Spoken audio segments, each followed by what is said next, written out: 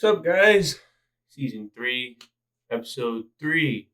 Um, Finally getting to recording another episode.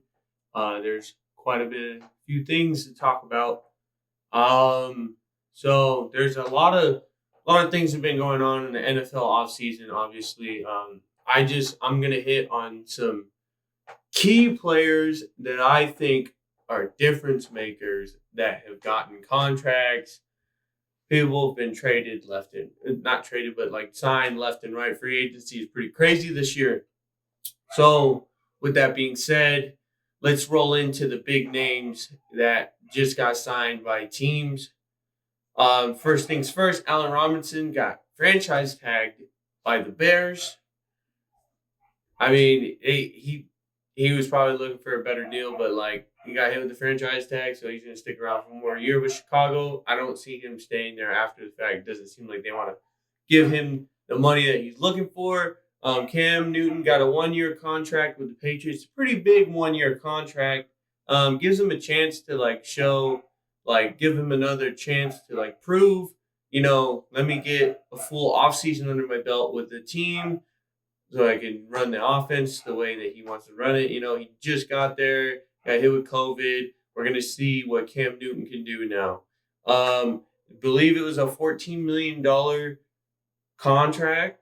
Only 1 year, but hey, he got a big chunk of money just to stick around for 1 year.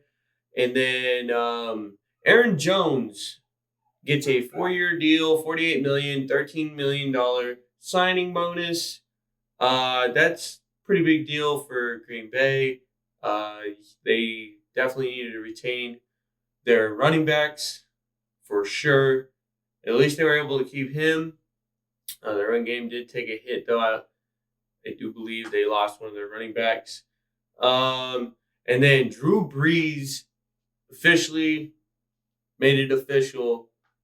He is retiring after 20 seasons in the NFL. That I believe that a lot of people looked up to as an inspiration on how to play the sport and how to conduct yourselves. He was a role model for it to me and probably a lot of people that grew up watching him pretty much my whole life that I've been into watching the NFL. Like Drew Brees has been a focal point for people, fan base wise and just player wise to learn from and stuff. So it was entertaining. He had a great run. Congrats for him on retiring. And then Kyle Juszczyk, I think that's how you say his last name. Probably butchered it.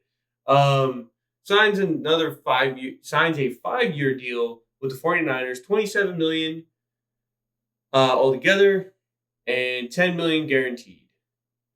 I believe, that's a lot for a fullback, but he does a lot more than what most fullbacks do, and he's obviously going to stick with a team that actually uses a fullback. Not too many teams actually use an actual fullback. Like, that's not, their role. Most people end up being a tight end or a running back. Excuse me. Now, in the NFL, Niners are one of the few teams that utilize a fullback. They always have for a very long time. Hopefully he can ride out 5 years, pending, how long he decides to keep going. Obviously he wants to, but 5 years is a long road for running back / fullback / tight end / he does pretty much everything for that offense besides throw the ball. So hopefully he can last, the full 5 years, and hopefully we get some championships out of it. I'm clearly Niner fan. And then Shaq Barrett signs a 4 year deal, $72 million with the Buccaneers. That's a big deal. Everyone thought he possibly was going to go somewhere else. He did not. Now he's with the Buccaneers for the next 4 years. Dude's a beast. And then Ryan Fitzmagic, his nickname, Fitzpatrick, went to the Washington football team on a 1 year deal. Obviously, they signed him. I think he's the most underrated veteran quarterback. He's not like a Drew Brees, Peyton Manning, but he definitely does make an impact. He's obviously very smart. He's a very good. Obviously, he's had the seasons where he wasn't all that, but he's better than most. He's not like average. He has pretty good talent. Obviously, no one's going to sign him for crazy amount money or time. As for he's at the tail end of his career, pretty much almost played for every football team too. He just doesn't have that it factor. I would say he's just good enough to get the job done. But he would if they surround him with a good team, they could make a playoff run with him. He's not one to sleep on. I tell you that. And then Andy Dalton signed with the Bears. Based on the interview that he had, he was informed that he would be the starter. We'll see how that goes. Hopefully that is the case for him, as if he just signed with the Bears, so now they got Nick Foles and him, and they're considering Andy Dalton the starter. I don't know what's going on with this place. They let Trubisky go. Trubisky signed with the Bills as now the backup for the Bills. So Trubisky has now lost his privilege of being considered a starter, probably for the rest of his career. He started out strong and just was shaky from then on out. And then Emmanuel Sanders signed 1-year deal with the Bills. Bills are, I think they're making a push for it. They were very close. The only team that's going to be getting in their way is the damn Chiefs. But Emmanuel Sanders is not your average wide receiver. He is really good. But he keeps getting these 1-year deals. He's been tossed around. He's at the tail end of his career. Hopefully he could have a full healthy season and produce for them. I would much rather see the Bills. I feel like they're a more exciting team to watch. I don't want to see the Chiefs again. That's where they just went back to back. Rams signed Deshaun Jackson for I believe 1-year deal. Don't quote me, but I believe it was a 1-year deal. So good for them. They're making a strong push as well in the trade market. They've been trading a lot of players up, draft picks, blah, blah, blah. They just signed a really good receiver. His issue is injuries, obviously. Veteran wide receiver. They're adding a little bit of firepower to their offense, which they already had a lot. And that pretty much is all the points that I wanted to hit player-wise on free agency and contracts and trades and all that. I did hear LeBron James just got injured. They don't know when he's coming back. And then I also heard LaMelo Ball is out for the season with a wrist injury. Basketball is obviously going along, pushing along. I haven't been really able to pay attention to a whole lot of basketball. Just been listening to who's doing well and who's not. I'm a Warriors fan. Stuff I've been hearing about the Warriors is they're not as consistent as they want to be, and they're beat up once again. But they are gonna obviously they're still on the run. So, with that being said, I'm going to jump to a topic that has been floating around. Dak Prescott being compared to Tom Brady.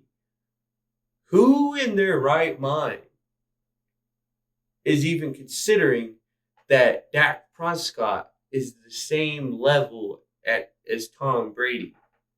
They're not. Tom Brady's got 7 rings. They don't even play the same style of football. But who knows what Dak Prescott's going to do here in the upcoming season and so on.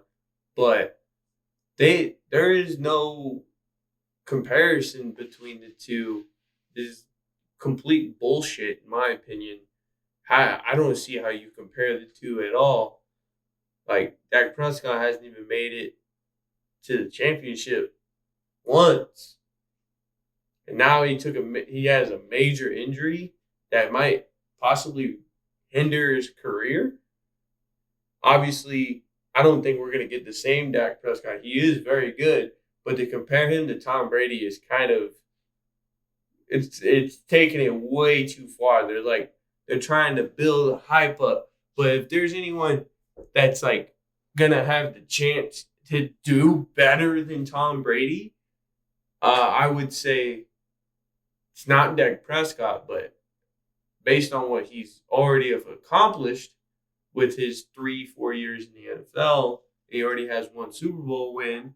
Patrick Mahomes, maybe Josh Allen will be in that picture, but like Tom Brady and Peyton Manning had for the longest time had the issue of Tom Brady kept getting in the way of Peyton Manning getting more championships that a lot of people thought he definitely would have got if it wasn't for Tom Brady.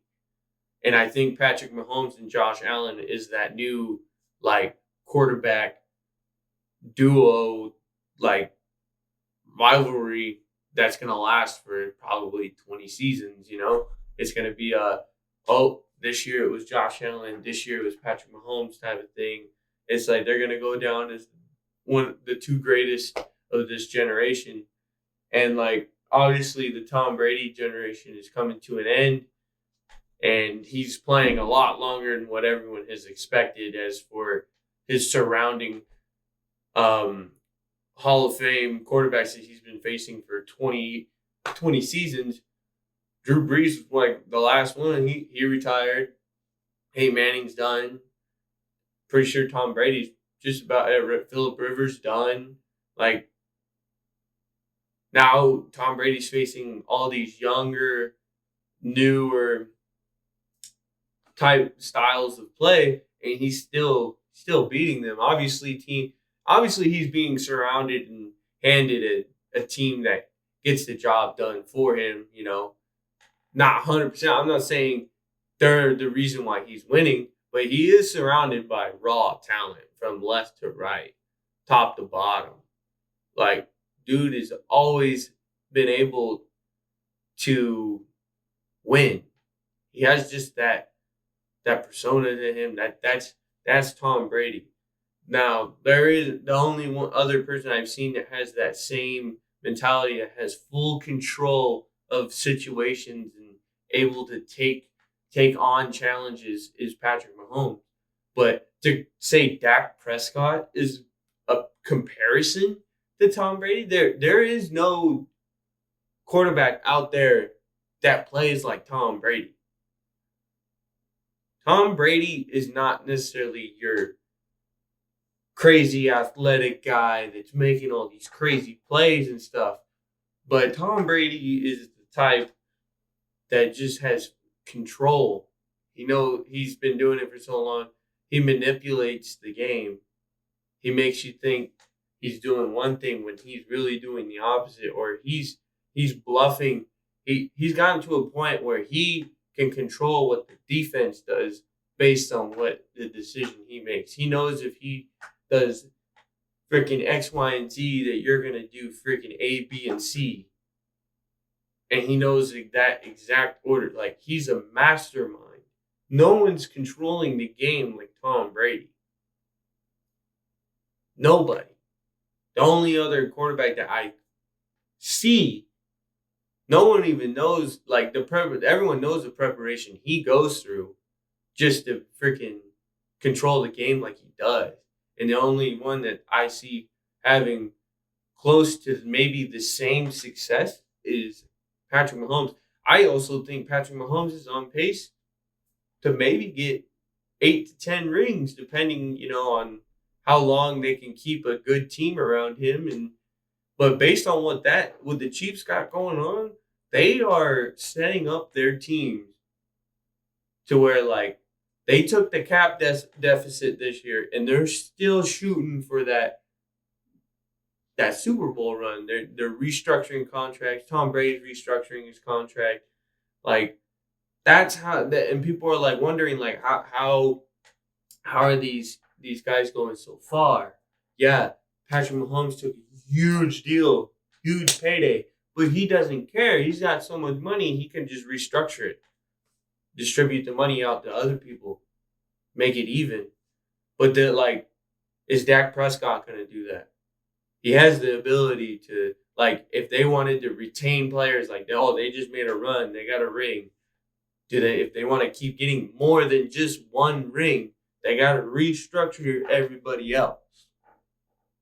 They have to distribute out the money based on what I've been hearing. The cap for the NFL, the only reason why the cap lowered is because of COVID. They took major pay cuts. Well, everybody did. Everyone took major payday cuts. Like, it's just the way the world is right now. But here in the future, they expect it to go up to 200 something million in the next 5 years. So we're going to see like some crazy contracts and stuff. Like we're already seeing it, but like the cap for the NFL is going to grow, and then we're going to see super teams.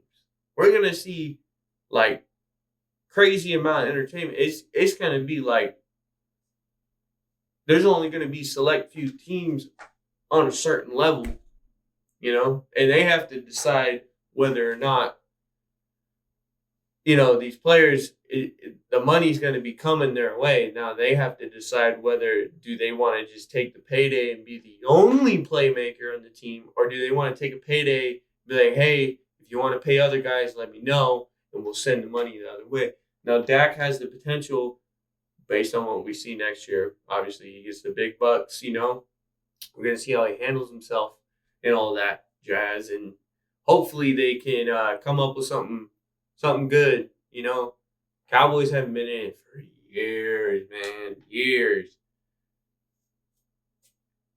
I honestly, unless they have the talent, but their issue has always been consistency. They're not a very consistent team. Hopefully they can come out and be consistent next year, because they have the potential to be one of the best teams, but their problem is consistency.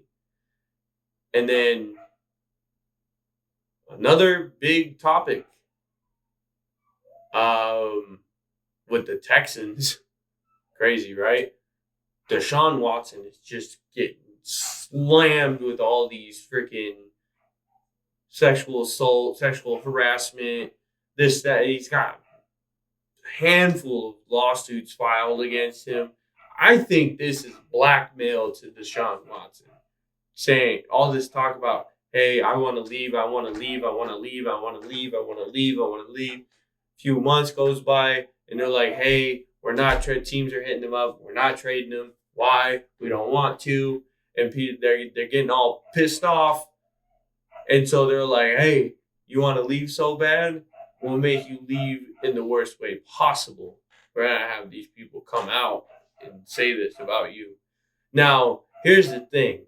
I'm not saying, obviously, this is just off the top of my head. I'm like, just based on how everything's lining up. He's like, hey, I want out. This place is disrespecting me, blah, blah, blah. And then, blam, out of nowhere, after he says he wants out, that he gets hit with freaking 10 plus cases against him.